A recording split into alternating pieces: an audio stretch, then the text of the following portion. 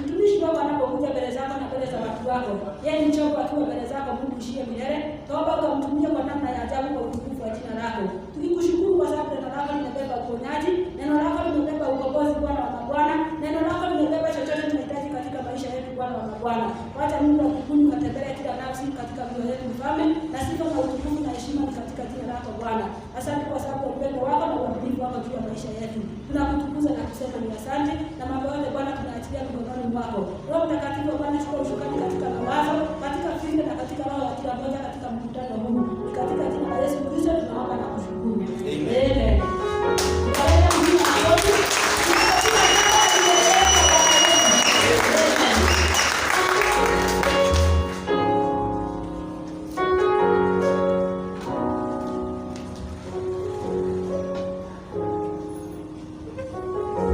Hallelujah. Amen. Bwana Yesu asifiwe. Amen. Inua hiyo mikono mbele za Mungu.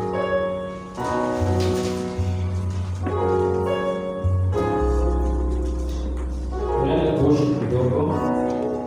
Na wale wako na bahasha imekuja kugive wakuabudiwa wakuinuliwa wewe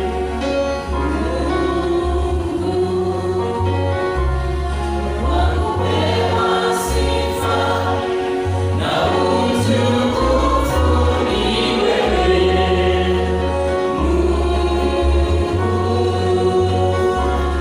Mungu wenye nguvu.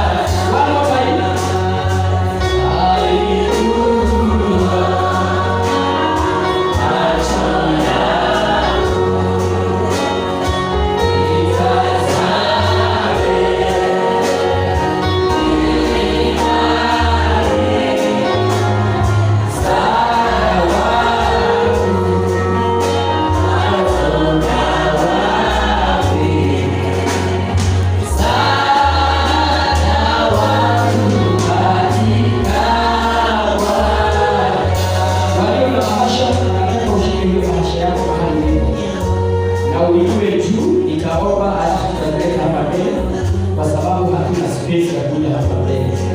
Bahasha yako ishike tu, na wale ambao hamjakuwa sadaka, it is priority. Hao wakileta bahasha, hiyo offering yako hapa. Hiyo bahasha yako mbele za Bwana, yeye Bwana. Father, in the name of Jesus, behold, your people have brought an offering and even a tithe into your house according to your word. It is you who command the bring into your house, and you shall pull for us a blessing that we cannot handle. I ask you in the name of Jesus, Father, perform your word in our lives. We have come that we may have an encounter with you, Holy Spirit. I ask you in the name of Jesus, let there be nobody who will go home having not encountered with your presence. Lift up our burdens, heal the sick, minister to the hearts that are sick, minister to the spirits that are healed. In the name of the Lord, every spirit of confusion, every spirit of blindness that hinders men to hear and perceive God, I bind you in Jesus' name. I command you to lose the heart of me.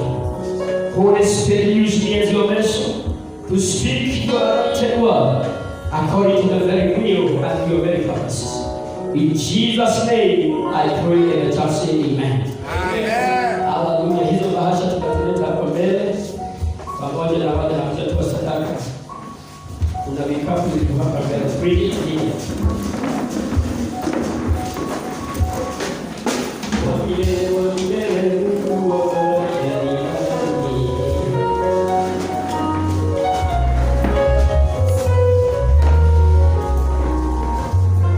Hallelujah.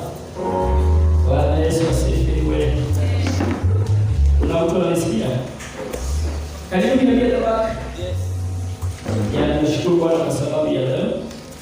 Ninajua ya kwamba Mungu ametuleta katika nyumba yake kwa sababu it's good to speak to us, and I believe atutaenda nyumbani bila kusikia kile Bwana ametusudia. Kwa hiyo nachukua nafasi hii kuwakaribisha nyote kwa ibada ya leo, and I want to promise you that you will not go home without a visitation. Bwana Yesu asifiwe. Niliomba nibadilishwe mic Osmas. Ndio tuendelee. Tafadhali tujaribu tuweke sheria za serikali. Tumechora kwa kanisa, tumeweka markings where you should place your seat. Make sure you place your seat kwa your marking. Tuko na serikali kwa nyumba na sitaki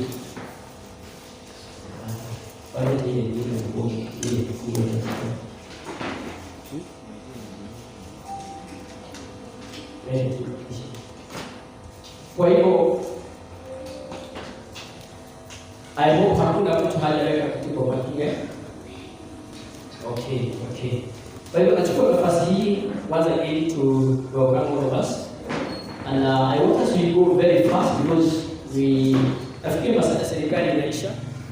Tulipewa 1.5 hour, so I want to begin in the next probably 40 minutes, 45 to 50. We shall be done.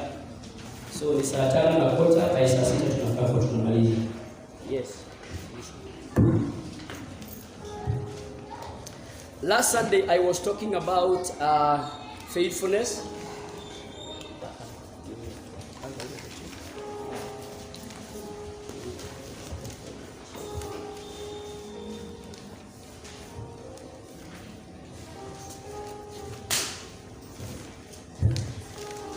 Hallelujah. This is it.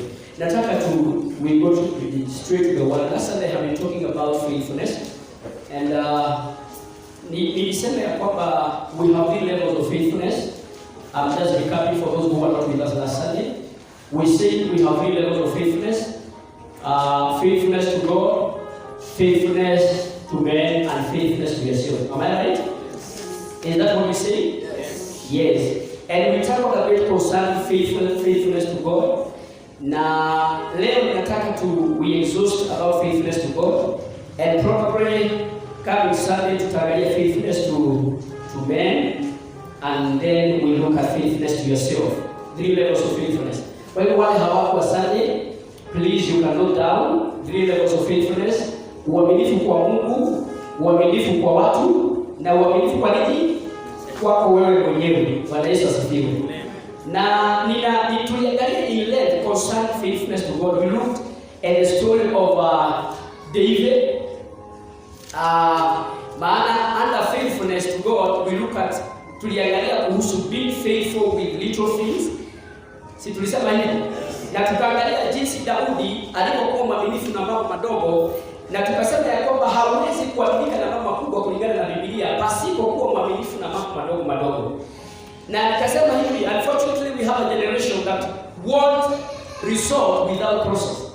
They want result without process. Bwana Yesu asifiwe. Amen. Na nilisema hivi, the kingdom of God, we are the one to change, not God. God does not change. The Bible says in the book of Hebrews 13:8, He is the same yesterday, today, and forever. He changes not. So we are under obligation to align with the word and the principles and the laws of God. If at all, we are going to have a meaningful life. Bwana Yesu asifiwe.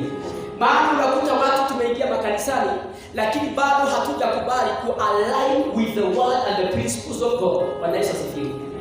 Kuna mtu ananipata? Amen. Is someone getting me? Yes. Now we say this. In the kingdom of God, there is all that we need. There is promotion, there is grace, there is money, there is everything that we need. But the reason why so many of us we are struggling, we are not going where our heart aspires and desires, it is because in one area or the other, we have not aligned with the word of God. David, we saw that David was a good example of a noble life that all of us live. Yet David rose from kutoka kwa mtu ambaye alikuwa amedumishwa to a celeb, somebody who was celebrated. Bwana Yesu asifiwe. Not because he was so much unique.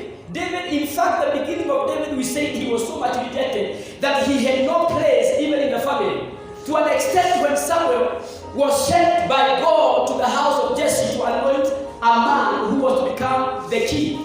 Jesse did not even remember David. Tuliona ya kwamba alipoletewa vijana wa Yese wote wakaapia before the prophet, na ikawa hakuna mmoja ambaye Mungu alikuwa amechagua, na pia akamuuliza, does it mean you don't have any other son? Akasema there is one more, but Daudi hakuwa na nafasi even in the family.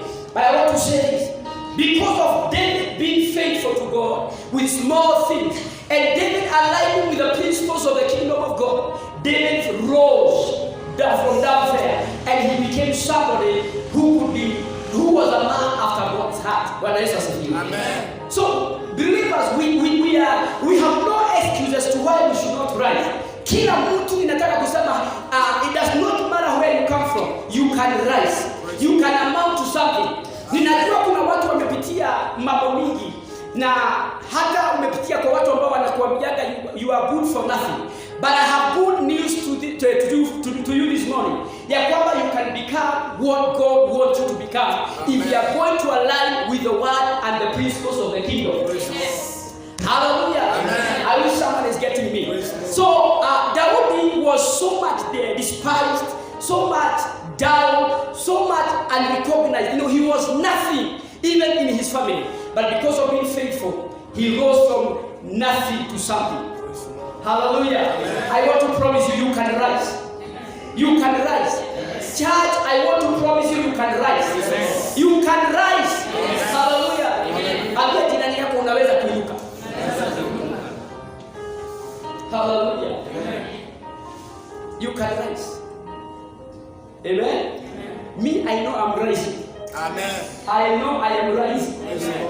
I know I am rising. Amen. Hallelujah. Amen. The same with you. You can rise. You can become.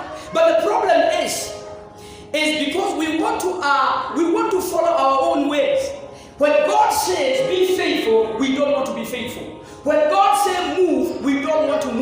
because we are led of our eyes and our sight. Na wapendwa, wacheni niwaambie, macho haya, these eyes cannot see beyond these four walls of this church. We are so limited in our physical.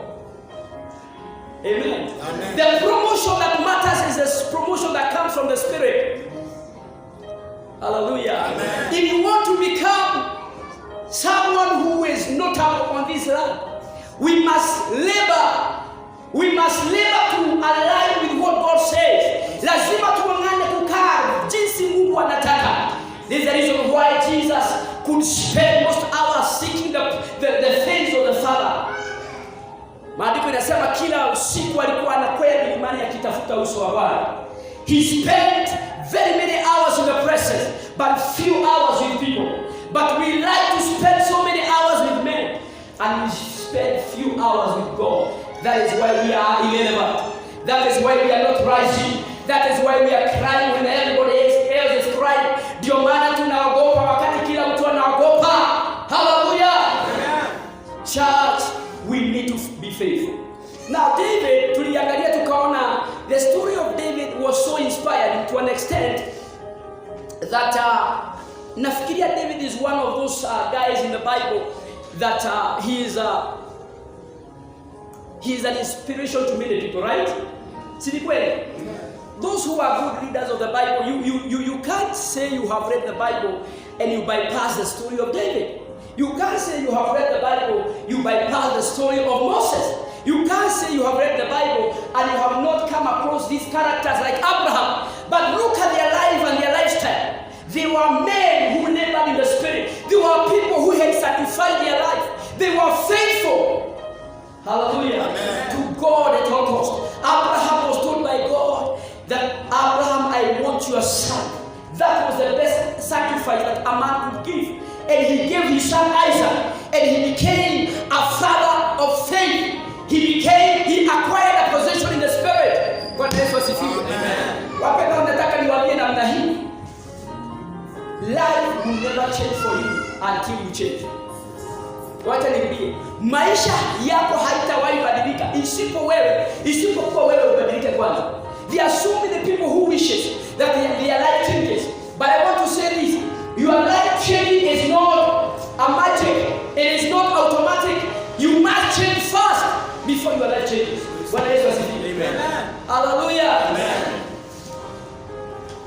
Watu wanakuja kanisani, but you still want to live like the world. Watu wanaprofess wanampenda Yesu, lakini ukiangalia maisha yetu, there is nowhere Jesus is reflected in our lives. Yet we blame God that God is not fair. How can God be fair and you are not fair? How can God be faithful to you and you are not faithful to Him? How can God be true to you and you are not true to Him? Bwana Yesu asifiwe. And last Sunday we also saw the story of the prophet Hosea. Mungu akamwambia aoe mwanamke ambaye alikuwa kahaba anaitwa Goma. And we saw this. The reason why God told Hosea to marry Goma, it is because he wanted Hosea to understand the pain that he was feeling concerning his people Israel. Bwana Yesu asifiwe. Nikiambia mmoja wenu hapa, wale ambao hamjaoa, uenda utafuta mwanamke kahaba uoe, to you that it will be an insult, right? Itakuwa matusi. But that was what Hosea was told by God. Go marry Goma, that you may feel how my people have, have done to me. They have not been faithful to me. Bwana Yesu asifiwe. And this is what is happening even in church. We are in churches, we profess to know God, we profess to love Jesus, yet we are not faithful to Him. We have other lovers. Tuna vipenzi wengine, mipango ya kando. Bwana Yesu asifiwe. Ni wangapi wako na mpango wa kando hapa?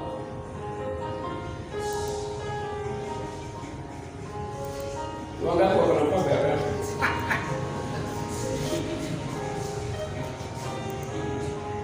Wewe cheka, tunajua kuna mpango ya kando.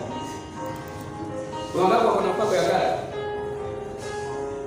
It's not necessarily a physical woman, but spiritual. You are pursuing other lovers. Can I say this? Jesus said, concerning money, Mungu, Yesu aliweka level moja pesa na Mungu alimu. The Bible says, you can't serve two masters. You will serve one and hate the other. Money was placed on the same level with God of heaven, God, the mammon, God of this world. And church, look at what people are pursuing 24/7, 24 hours a day. What is it? Somebody say money. Hata kusema ndani. Sema money. Bwana Yesu asifiwe. Sio tunatafuta kila siku 24/7. Some people are not sleeping, thinking where the money will come from. We have become so much royal to that God of mammon. And I was telling people on Friday here that this is an attack to the church. The devil have introduced something that will make people so busy that they have time not for God, or they have no time for God. We are looking for money at all costs. We have not created time for God, because every day we must bow to this God called money. We have no time for the God of heaven. The Bible says you cannot be royal to two of these gods. Hallelujah. I want to show you how powerful this God is. Wakati Yesu alipobatizwa in the river Jordan, the Bible says mbingu ikafunguka and the heaven confirmed him to be the Son of God, and he was led of the Spirit into the wilderness. Baada ya kupelekwa jangwani, devil came. Hallelujah. Devil came. Na wacheni waambia wapendwa, devil knows what you need, and he always tempts you in the area of your appetite. Mimi shetani hawezi nijaribu na pombe. Mimi sijawahi kunywa pombe. Sijawahi leo, hata sigara sijawahi onja. Nasikianga watu wakisema sijui na watu namna gani, sio hata sitamani. But there's somebody here, you are still struggling in that area of drunkenness. Yani you are still prude. Bado unafutwa maeneo hayo. Kuna wengine tunajaribiwa katika maeneo ya uaminifu. Devil will always tempt you in the area of your appetite. Bwana Yesu asifiwe. Amen. Devil came and told Jesus, Yakoba, if thou be the Son of Man, the first area he was tested is in the area of, alikuwa amefunga after 40 days of fasting. Akaambiwa hii mikate, hii mawe unaweza kuigeuza ikuwe mikate. But Jesus had a word. Akamwambia, man shall not live by bread alone, but by every word that proceeds from the mouth of God. Amen. Akaambiwa basi kama ni hivyo, akapelekwa, he was taken on a pinnacle, a high place. Akaambiwa basi bow to me, and I can give you, or I will give you the glory of the kingdoms. All these kingdoms you can see. If you just bow, I'll give you. Bwana Yesu asifiwe. I want to say this, wapendwa. If we are not going to overcome these gods, kama hatutashinda miungu hii ya dunia, mojawapo ikiwa pesa, itakuwa ngumu kuabudu Mungu wa mbinguni, wapendwa. It will be very hard to be faithful to him. Bwana Yesu asifiwe. Because you cannot be royal to two masters. Hallelujah. Amen. So today nataka tuangalie kidogo concerning being faithful, because tuliangalia concerning being faithful with the little things. Nataka leo tuangalie kuwa mwaminifu na pesa. That is one of the areas ambayo watu wengi sana tumeanguka mitihani. And we define what is faithfulness. Because of those who are not with us, please, this is what we say concerning faithfulness. Tulisema ya kwamba being faithful, it has been royal, it has been true, it has been steadfast, being sincere, honest, trustworthy, and dependable. That is being faithful. That was the first definition concerning faithfulness. Ni kuwa mtu royal. Royalty. Royalty ni kuwa mtu ambaye you can't betray your master. Na nikapeana mfano sana kuhusu the forces. They are so much royal to their commanders. When you sign for a military, you no longer have life. They say when you sign to be a military man, maisha yako unayapeana kwa nchi. Bwana Yesu asifiwe. You no longer have life. Your life is no longer yours. That is why they die for us. Bwana Yesu asifiwe. So being faithful, we said it has been royal. It has been true. We have so many people who are not royal. They are not true. They are not sincere. They are not honest to God. They are like Judas, who betrayed the Son of God with a kiss. Bwana Yesu asifiwe. They are like Judas. They betrayed the Son of God with a kiss. Bwana Judas aliambia wale ambao walikuwa wame straight deal naye ya kwamba yule ambaye mtaona nikimbush mjue ni yeye, with a kiss in church. Mpaka Yesu akamuuliza Judas, you betrayed me with a kiss. Bwana Yesu asifiwe. Number 2 definition, we said it is adhering firmly to the and devotedly to someone or something that elicits or demand fidelity. Ni kuwa mtu ambaye you are immovable. Your word and you are saying much. You do what you say. If you tell your pastor nitakuja saa 5 at 11 you are here. Ukiambia Mungu nitatoa hii because of the kingdom, you give. That has been faithful. Let me say this. Promotion is not for cheap people. Wacha nirudie. Promotion in the kingdom is not for cheap people. It is for strong and those people who are faithful. Bwana Yesu asifiwe. Angalieni Biblia wapendwa, hakuna mtu aliyeinuka ambaye alikuwa chini. They had a cost. They had a sacrifice they paid.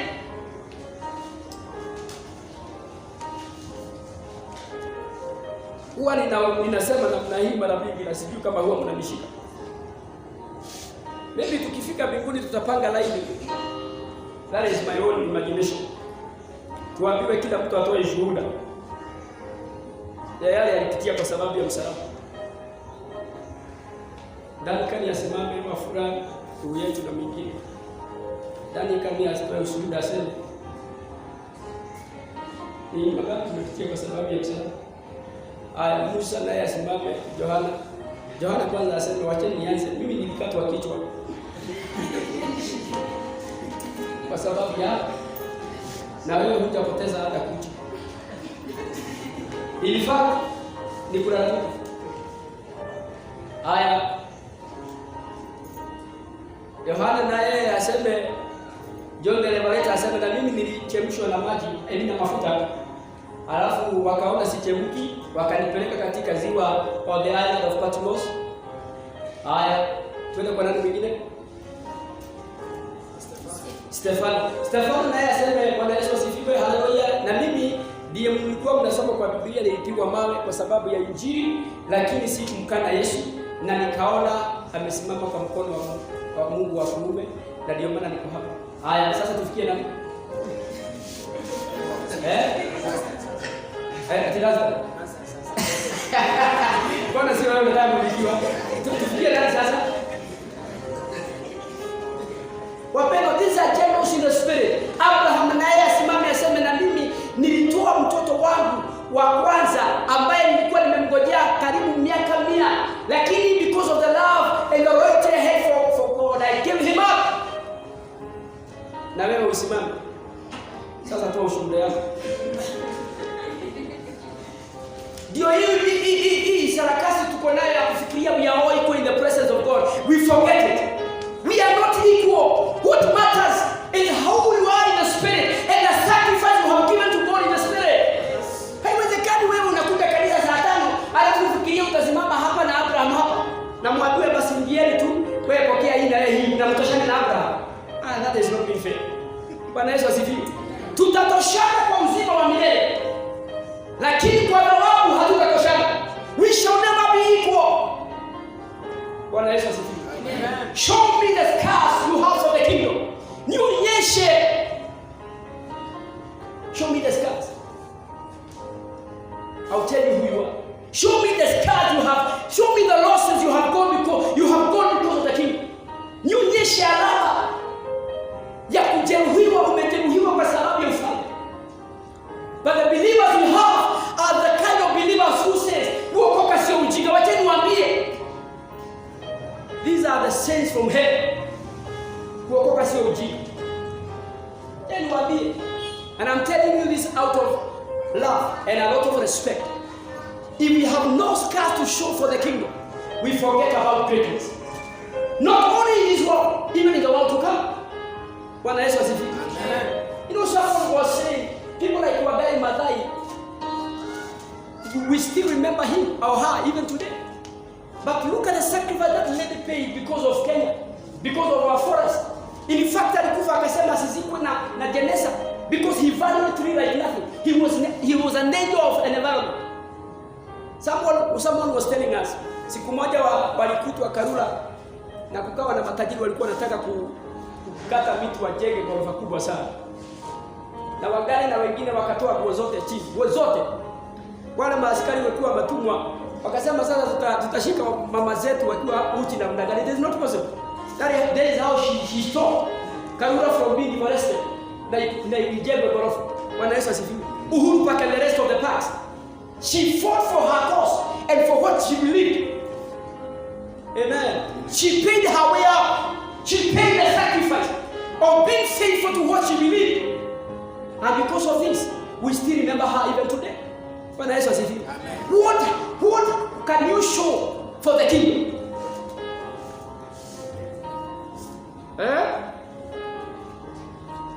Ifanyeni namna hii.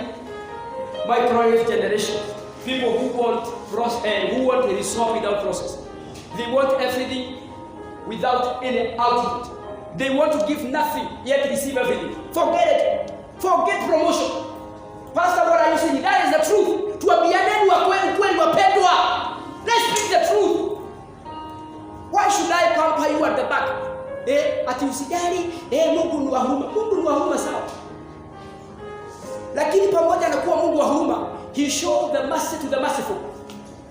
Hallelujah. Amen. He showed mercy to those who are merciful. Bwana Yesu asifiwe. Amen. So today, let us look at the area of being faithful with finances. Na leo ninaongea kidogo kuhusu pesa kwa sababu that is one of the areas that most of us we are lagging behind. If you give God your heart, you have no problem with giving God your money.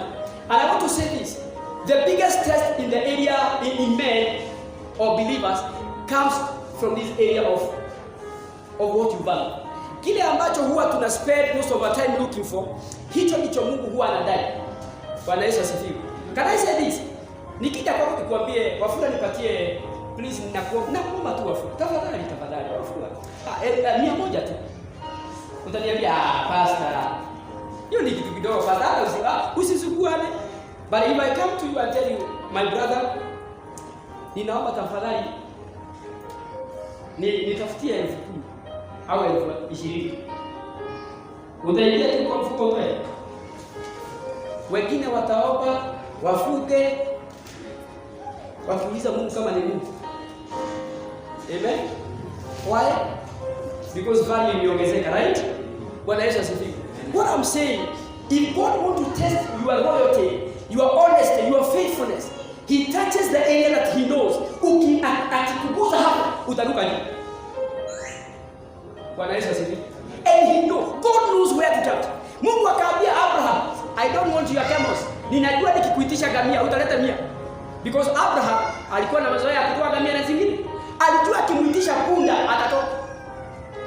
Na akajua labda hata nikimuitisha Ishmael unawezekana watoto. Sababu amen.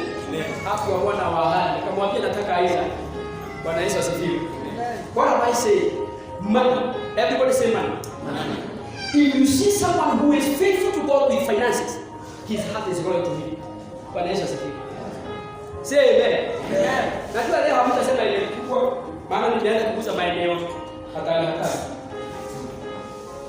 I'm not preaching because I need money. I'm preaching this because I want to grow your heart to God. Nataka mioyo yetu ituelekee kwa Mungu. Bwana Yesu asifiwe. Amen.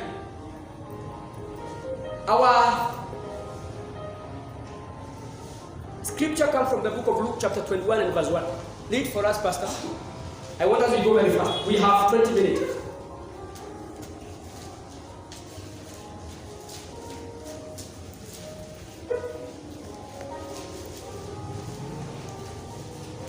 Remember, we have said we have 3 levels of faithfulness: being faithful to God, being faithful to men, and being faithful to yourself.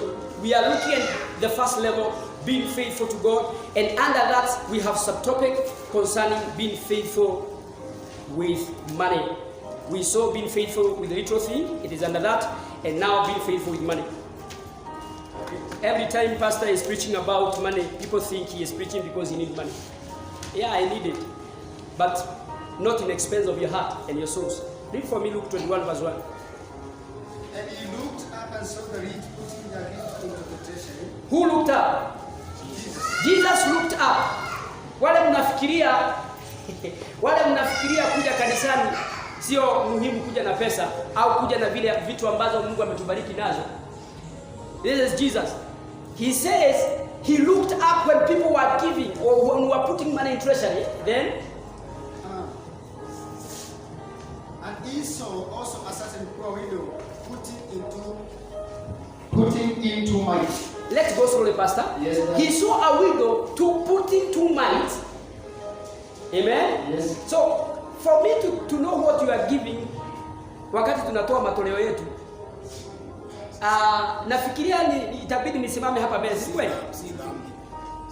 Okay, si dhambi. Lakini kama nitajua umetoa nini, itabidi nisimame hapa mbele. Okay, hatufanyangi hivyo hapa. But inamaanisha to God, giving in the house of God is so paramount. It's so important.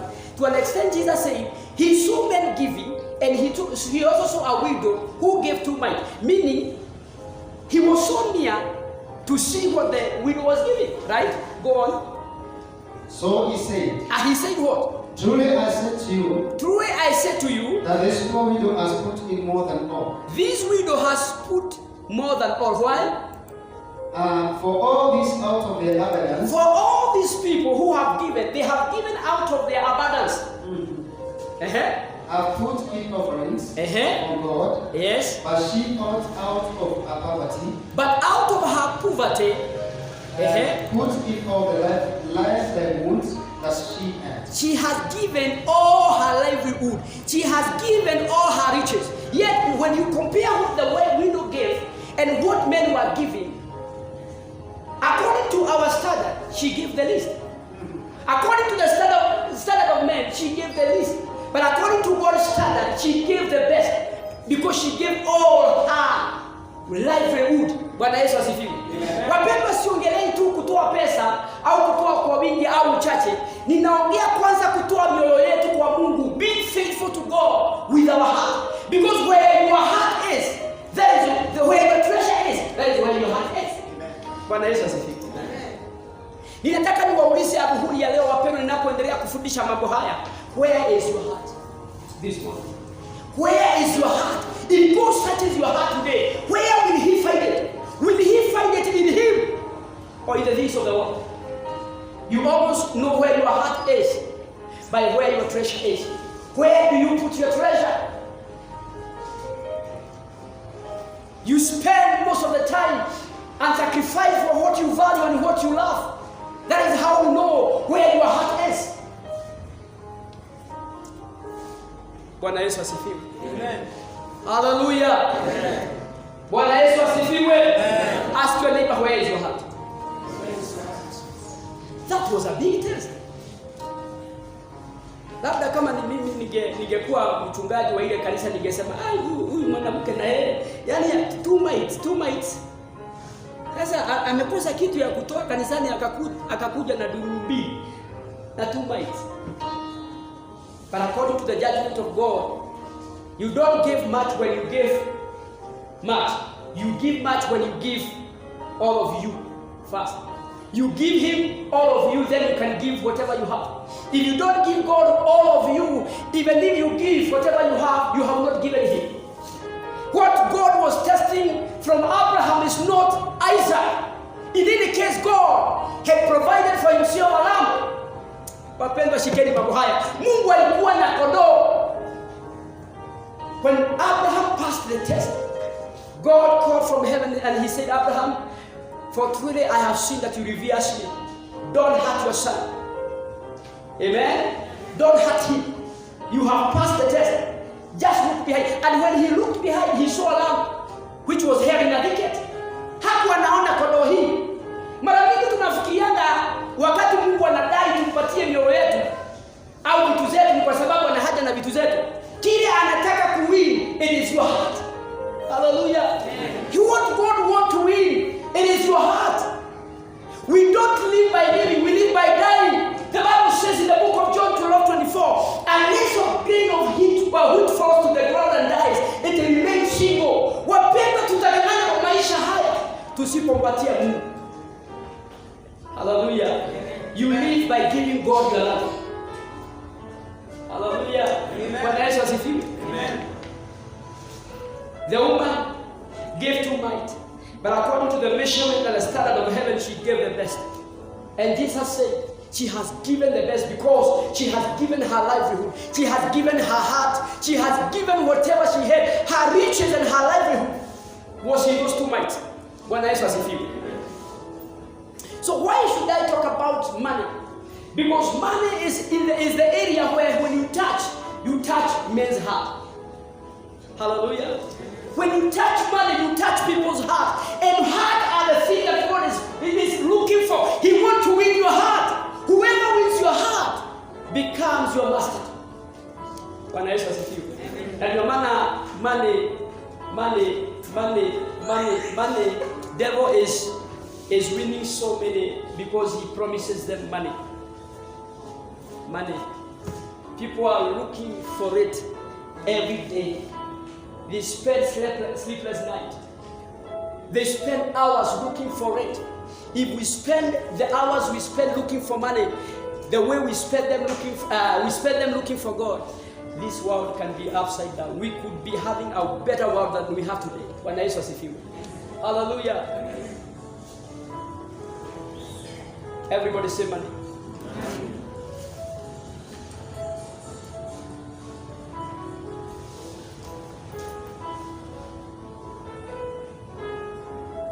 Money is good. The gospel is free, but means to take the gospel is expensive. We can't manage to take the gospel without money. However, if we allow money to dominate our heart and to take the place of God in our lives, we become royal to it and it becomes our God. Whatever wins your heart becomes your God. Bwana Yesu asifiwe. Ninataka niwaulize asubuhi ya leo wapendwa, ninapoendelea kuhubiri na kumalizia ujumbe huu. What is it that is stopping, that is preventing God from having you? Is it money? If it is money, you have to die to it. Wapendwa, ninaomba Mungu atusaidie ifike wakati iwe pesa and it can't stand between us and God. Amen. But how many people can still worship God yet they have it? How many people can still go to church yet they have it?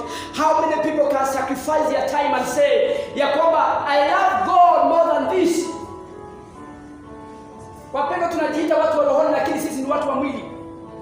Muslims, our brothers, when they come to worship, they rock their big businesses because they love their God more than the money.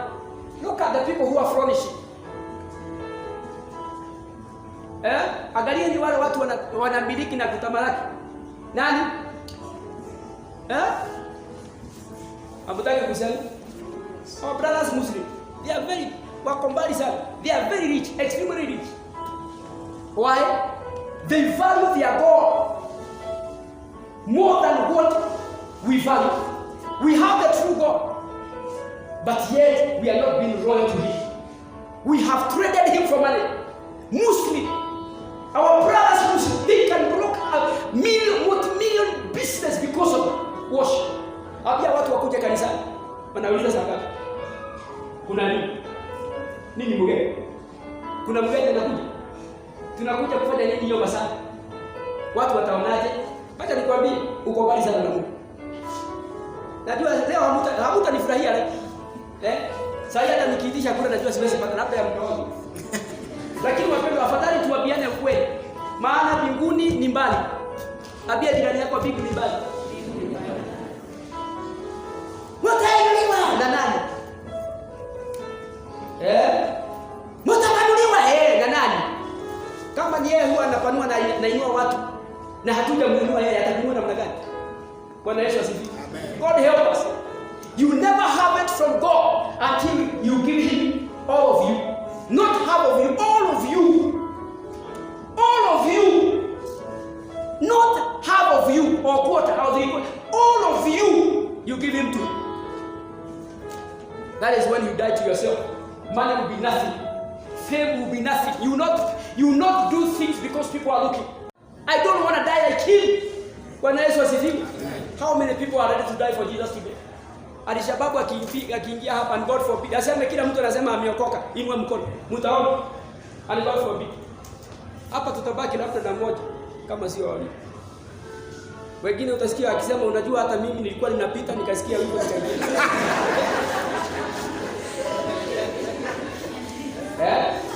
Nilikuwa ninapita nikasikia wimbo nikaingia. Mimi hata ninafiki alinifuta siku ninataka kukuja. Hata hii kanisa sijui. Bwana Yesu asifiwe. Wengine utasikia kama hata ni mara ya kwanza. Wacha niwaambie wapendwa, mbinguni ni mbali na kuingia ni ngumu. Because you don't want to pay the price. Jesus loved the Father. Mambo mengine kwake alikuwa magumu, lakini alikuwa anasema, Father, nevertheless not my will, let your will be done. I know it is painful for me, but not my will, let your will be done. Bwana Yesu asifiwe. Amen. Which master are we following if we are not ready to pay the price?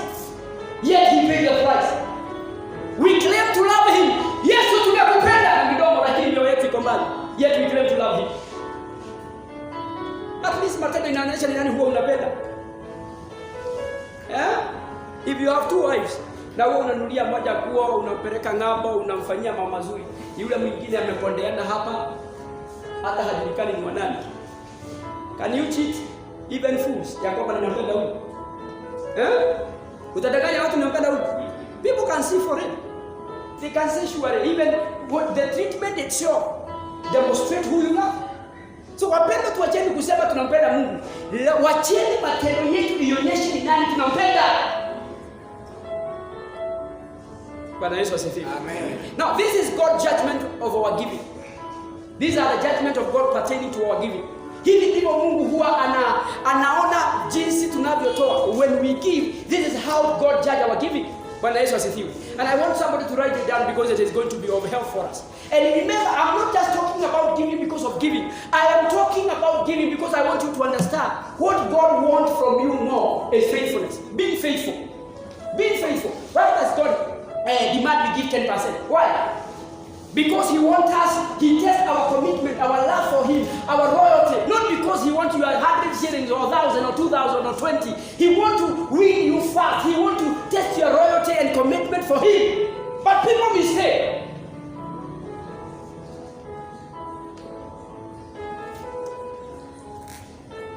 Bwana Yesu asifiwe.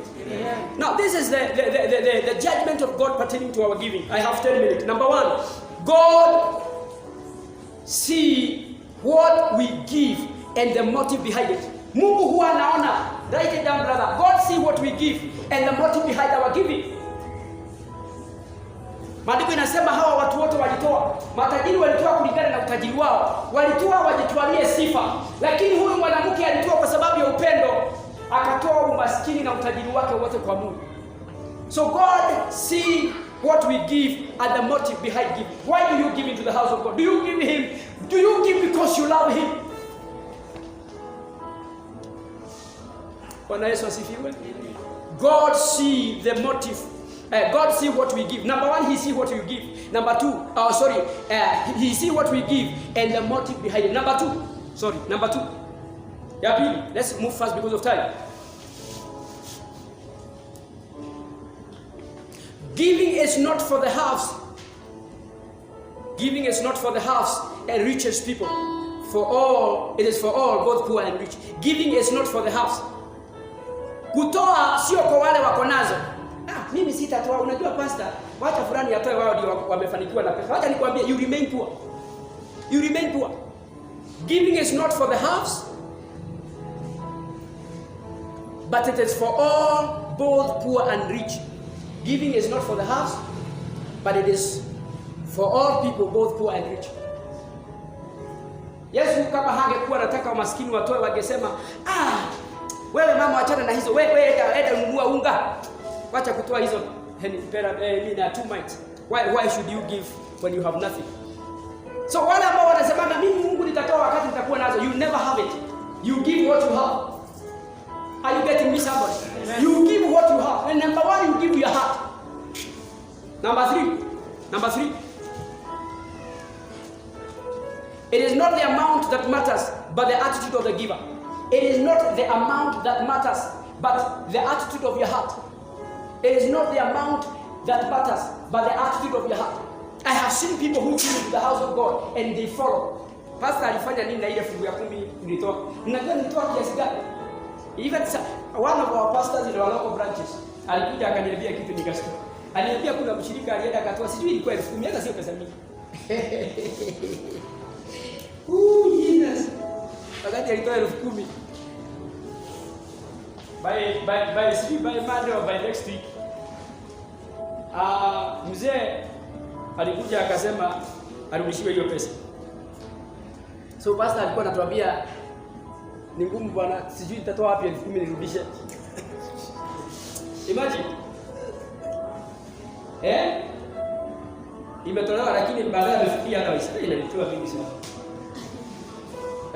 Mlisikia historia ya yule jamaa alitoa sijui ilianguka alafu mtu akachukua akampatia kikapu ikipita. Naye akamwambia asante sana. Na wewe ni mtoaji, akaenda kwa kikapu.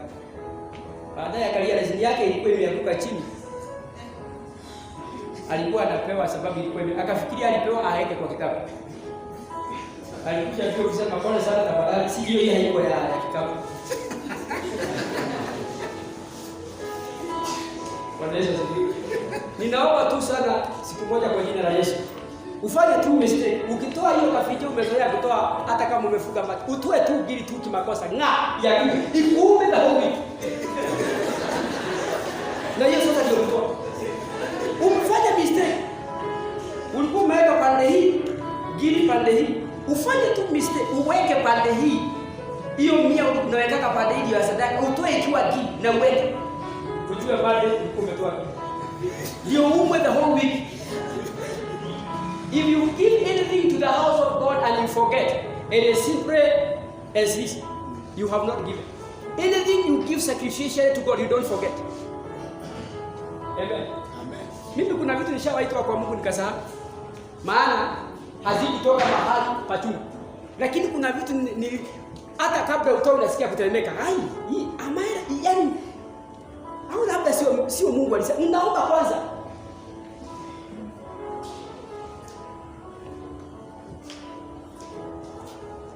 Mimi nimechukua maloni nikijenga hii makanisa. Kinunua plot za kanisa. Sio zangu, za kanisa. Amen. Unahesabia watu mtu pesa hivi, mpaka mkono inatapika namna hiyo.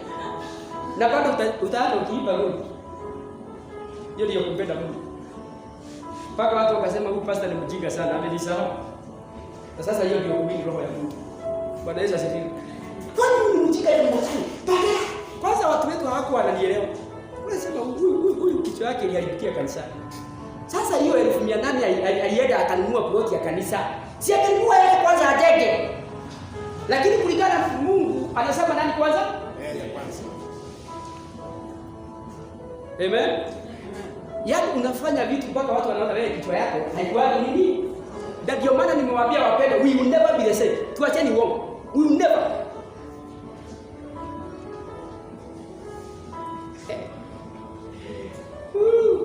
Bwana Yesu asifiwe.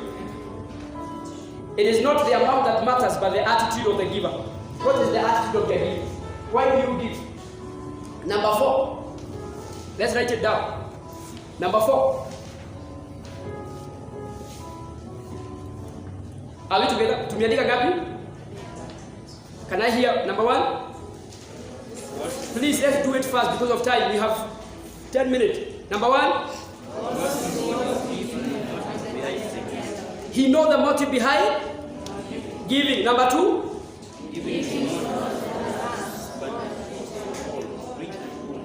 Number 3.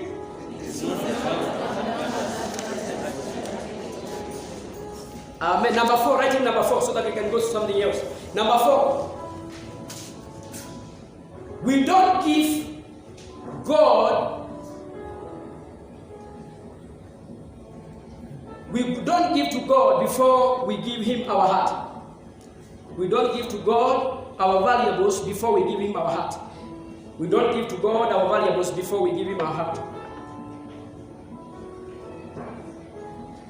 Or we don't give to God sacrificially before we give Him our heart. Mwanamke amekuja amefuta chupa ya mafuta amemwagia Yesu.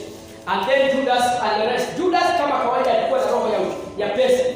Amelalamika sana tuwasaidie. Yesu akamwangalia akasema, wewe Judas, maskini mko nao kila mara. Kwa hivyo wale watu wanasema kama mchungaji ni wa ukweli, kwanza kwa nini kwanza asisaidie maskini? Wacha nikwambie, maskini tuko nao kila mara. Sikieni hiki. Wala mnasema kama mchungaji ni wa ukweli, mbona anaendesha Mercedes? Mbona akona? Wacha nikwambie, maskini tuko nao kila mara. Yesu akasema, you have poor with you always. In the Lord we should always have poor.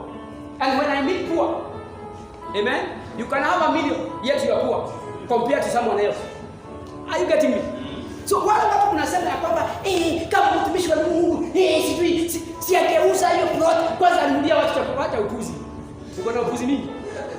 Kama Yesu akumaliza maskini mimi nitamaliza.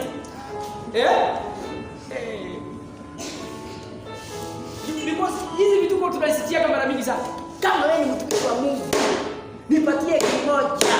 Wewe dada. You take me so. You take me too cheap. I prove to you I'm a servant of God. Aye, that is worrying me so much. I prove to you by giving you money that I'm a servant of God. So, if I don't prove to you, am I not a servant of God? Bwana Yesu asifiwe. Wapende shikeni mambo haya because hii ni kasuba ambayo iko na watu wengi na pia kasuba nyingine. Hii ndio kanisa yote mnaona imefunguliwa ni akitafuta pesa na hata wengine hapo mnasemaga the same thing. Sio? Kama hujaisema hiyo kitu inua mkono. Sema na duka. Yeah, we don't complain that kwa baa zile zimefunguliwa kila mahali. Almost every block utakuta kuna bar, right? Ushawahi kusikia watu wakilalamika? Atibani mingi sana mlo hapo. Kujeni tuandamane zimekuwa mingi. Na hizo baa wanaume wanapotelea huko. Wale wanaume wamepotelea kwa baa sio mmoja, sio 10, sio 100. Hii Madarao Street, my dad, biological father, ameweka duka hapo. Wale mnamjua. So mimi naenda hapo sometimes baada ya kutoka church naenda hapo tunakaa na mzee. We talk 1 2 3 things. Na hapo kwa hiyo mtaa ndio inaitwa Madarao. Siku hizi tunaita heshima. Tafadhali natumia hiyo jina for the purposes of you understanding what I'm talking about, right? Mimi niliona vitu kwa hapo. Unasikia mwanaume ametoka kwa hizo tunyumba hana nguo. Amenyang'anywa pesa na nguo. Mwanaume anatoroshwa hapo. Na wanawake wengine wanakuwa wamenyolewa box.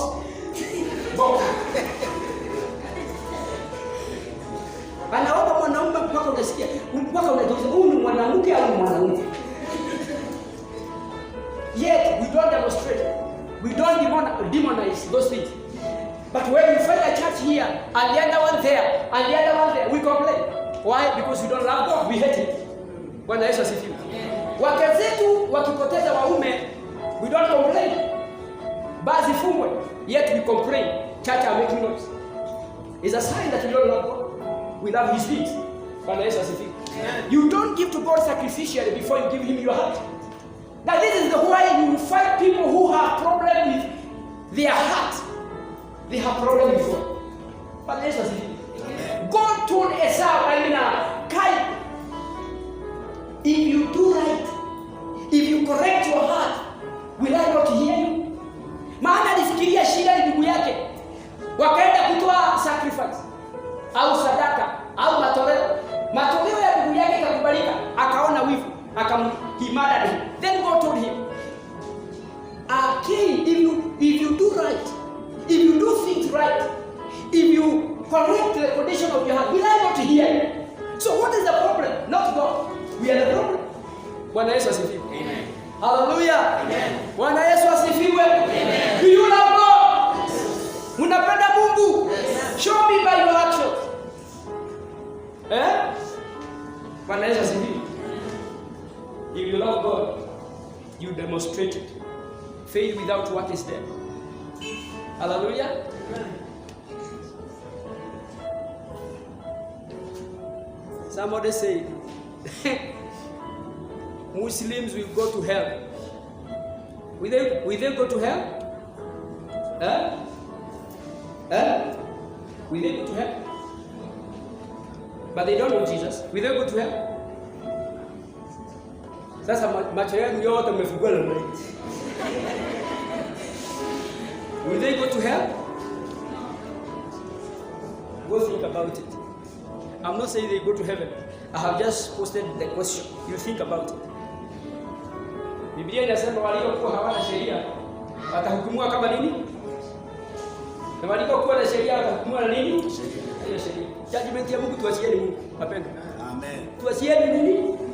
Tuachieni. What am I saying? You can't claim you love God, yet you don't want to do what He says, and still you want the benefit of the same kingdom. Forget it. Ndio maana mnaona watu waokofu warokole. Sema warokole. Sema warokole. Warokole ni akina nani? Si sisi. Hata tunakaa hiyo kijina tu warokole. We have nothing to show for the love we have for God. Because our love is partial, we have not total love for Him. Amen. Paul said, I labor in my spirit that Christ may be formed in you. He was speaking to Galatians. I am laboring in my heart that Christ may be formed in you.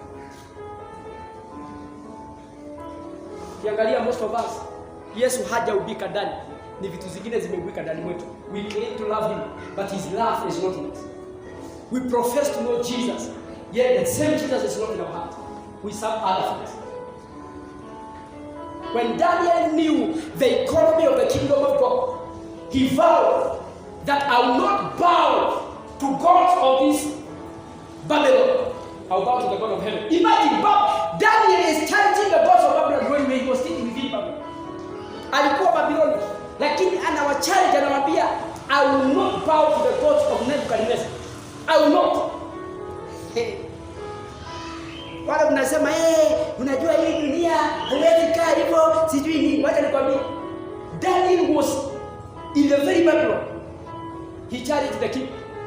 He was operating under a different economy. He was living from the throne room. Daniel wakamwambia, in fact walienda wakaapia mfalme, there is someone, kuna kitu tunataka umfanye mfalme.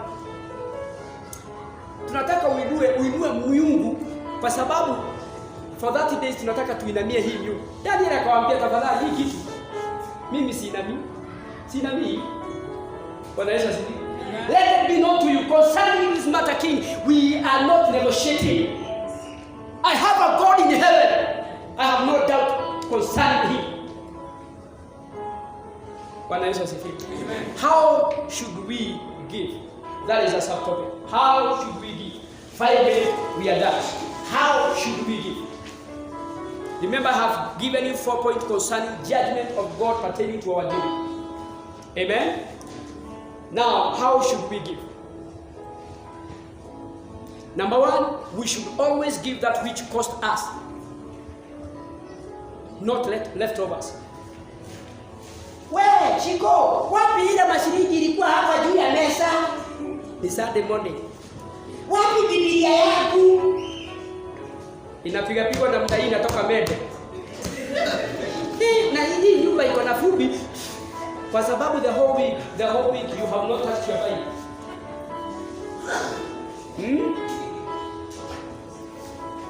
Yet the same person, he takes a novel, he reads it within hours. Novel, within hours. Yet the Bible, anakumbuka sana. Biblia yako ilienda wapi? You think I'm joking? Wengine mlifanya hivyo asubuhi. Ile mashilingi ilikuwa imeweka hapa juu ya kabati kwa nini ile kutoa sadaka mashilingi?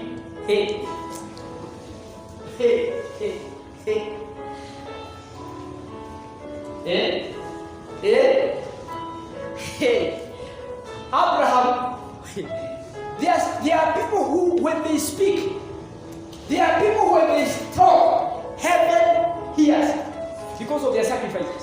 The Bible says, mwanamke huyu alipokuja akavunja chupa ya mafuta akamwagia Yesu. Jesus said, whatever this gospel is preached, whatever you have done shall be told for a memory. Kuna watu matendo yao, it is for eternity past and eternity future. It will never be forgotten. Bwana Yesu asifiwe. Mashilingi hii ilikuwa imeweka hapa. Si ilikuwa 10. Hii naona ni shilingi 8. Unapeleka wapi? Kanisani. unakuja hapa tunakubembeleza na kwa hivyo. Ulisha wewe. Si tuibe. Tuibe kidogo tu. Religious.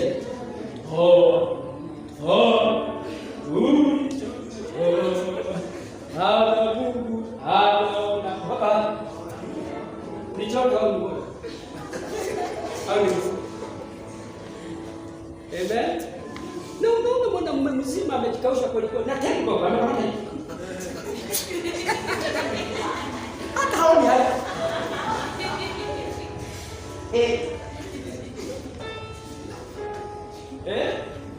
Alafu akishikwa na shida. Halo mbinguni. Mungu wa Ibrahimu, Isaka na Yakobo. Wewe. Karibu zetu yoso. Ni Mungu wa nani? Na nani? Na nani? Sio wako. If you want him to be your God, do what Abraham did. Do what Isaac did. Do what Jacob did. Yes. When you want my God, yet you don't have nothing to do with him.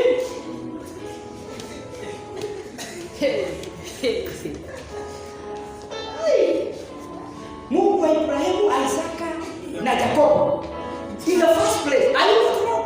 You are wrong because he's not your God. Why are you calling other people's God? Okay, alisema aitanishwe na hao. Then aitanishwe na hao. Are you ready to partner with them in the spirit for him to become your God? What are you? This is sarcastic. We have a lot of comedians in the church.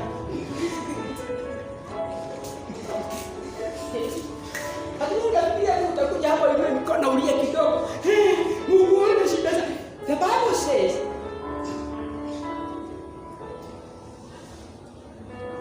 our tears touches God, right?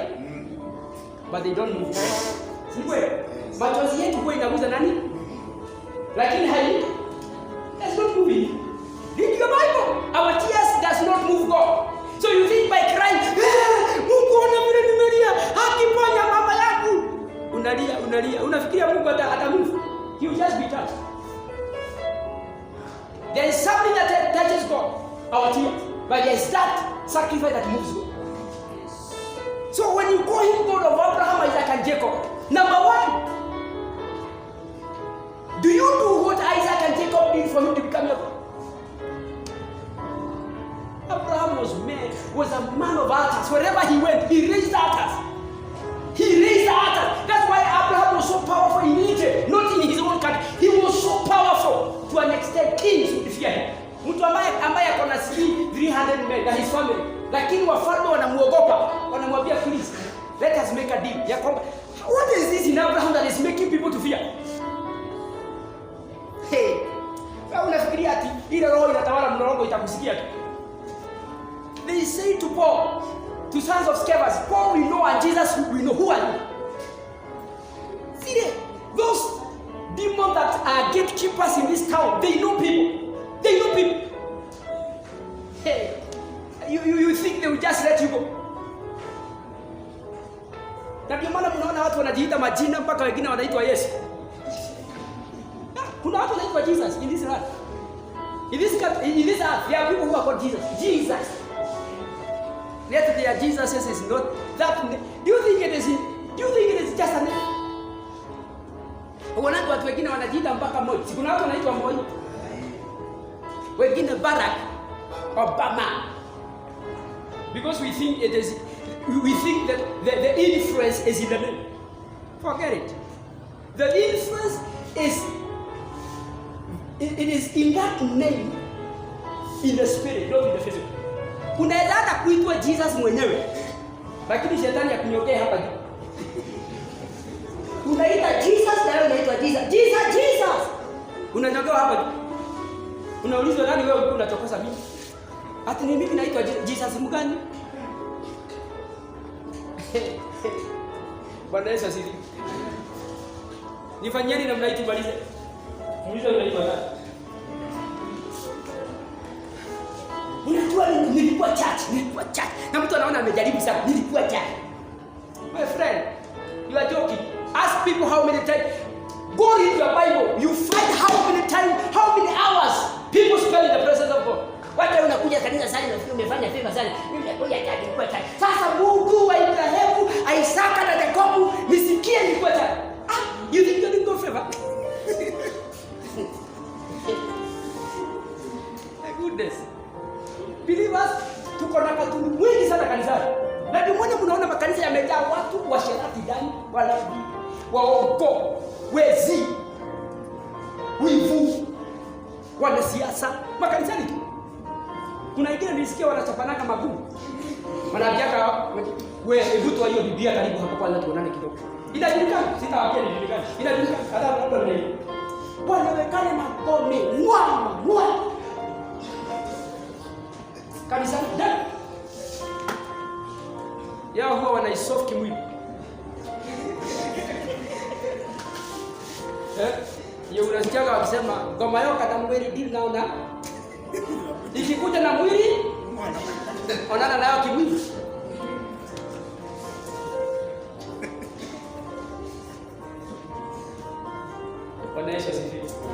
So how should we give? We have said number one, we should give always that which cost us, not leftovers. Number two, people who do not give will always have issues or trouble with those who give. Wale watu ambao hawatoangi, they have problems with those people who give. Angalieni hata makanisani, wale watu they are not givers. They have problem with those who give. Hiyo pesa ya harambee ilitumika namna gani? Ukimuuliza alitoa ngapi, hata Mungu hakutoa. Lakini anataka ajue ilienda wapi. Shindwa. You hypocrite. People who don't give will always have issues or trouble with those who give. Judas is asking the woman, macho, niambie, kwa nini umefuja hii chupa yote? Si ungeuza wewe unakaa namna gani? Nimefanya mahesabu. Jua alikuwa msomi mzuri sana wa hesabu. Alikuwa ashafanya calculation. Akajua hii mafuta ingeuzwa mwaka mzima tungesaidia maskini. Within Kaiwan Kaitu maka. Mshahara ya mwezi. Kwa nini unaharibu? Wanajua kwa hesabu ile hujali yote.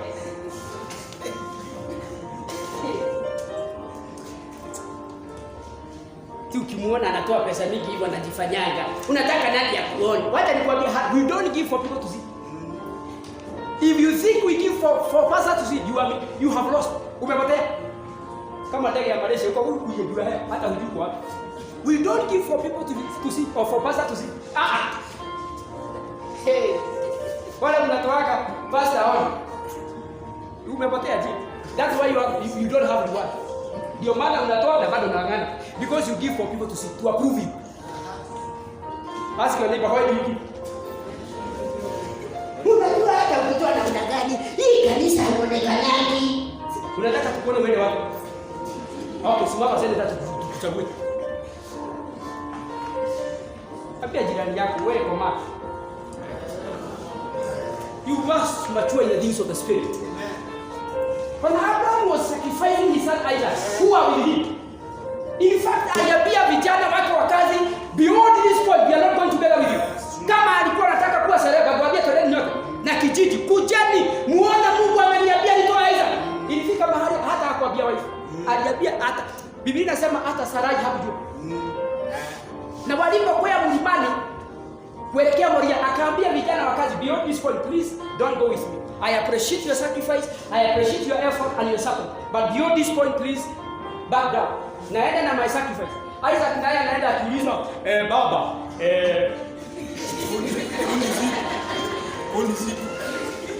unajua Isaac anaangalia naona kuni ziko. Kuni ziko. Lakini anashangaa kondoo iko hapa. Anamuuliza Buddha, unajua sasa hapa sielewi. Kuni ninaziona lakini sasa kondoo. Naye hapo hapa anamwambia namna gani? God will provide for him. Imagine.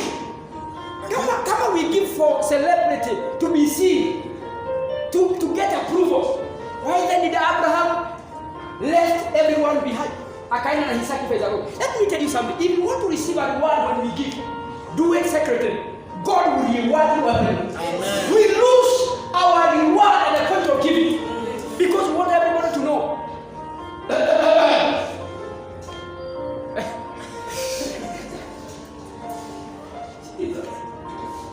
Bwana Yesu asifiwe. Ask your neighbor, do you give? And why do you give? Wewe muulize ndio tumalize. Muulize, why do you give? And how do you give? Bwana Yesu asifiwe. People who don't give will always have issues or trouble with those who give. Number 3, we should always give to meet God's purposes, not our ego. We should always give to meet God's purposes, not our ego. Itafikisha hapo, we shall continue coming Sunday. We should always give to meet God's purposes, not our ego. Inatosha. Tunafaa kutoa tukutane na mahitaji ya Mungu, sio kiburi chetu. We should give to meet God's purposes, not our ego, sio kiburi. Amen. Bwana Yesu asifiwe. Hallelujah. Amen.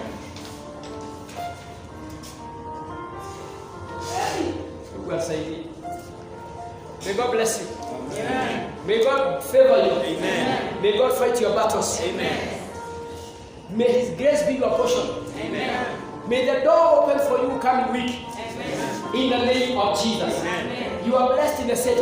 Amen. You are blessed up country. Amen. You are favored of God. Amen. The rest of the months of the year is your portion. Amen. It will be a blessing to you. Amen. In Jesus' name. Amen. If you believe it, say amen. Amen. Ask your neighbor, why do you give? And how do you give? Mimi naamini nimemaliza, nimefunga. Ninaamini wakati Abrahamu alirudi nyumbani akaambia mke wake, unajua maajabu yametendeka leo. Nini? Akamwambia, huna habari? Laani tena. Tulikuwa Moria. Kufanya nini? Si tulikuwa tumeenda kutolea Mungu sacrifice. Lakini Sarai akiangalia na she don't remember seeing Abraham akichagua ng'ombe au mifugo aende. So I believe akamuuliza, na sadaka mlitoa wapi? Akamwambia, nilikuwa nimeenda kutoa hiyo. Wewe unafikiria kama Sarai angeambiwa ninaenda kutoa hizo?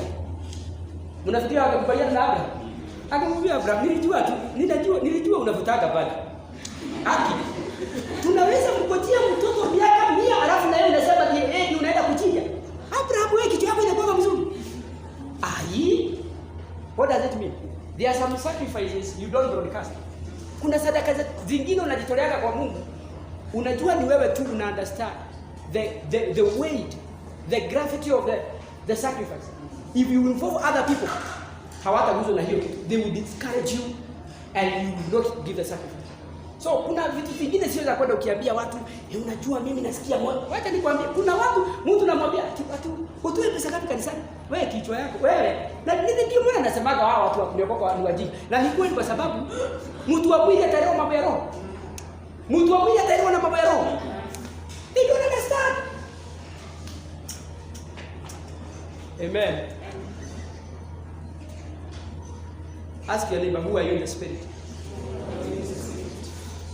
Where muulize, which foundation are you standing on?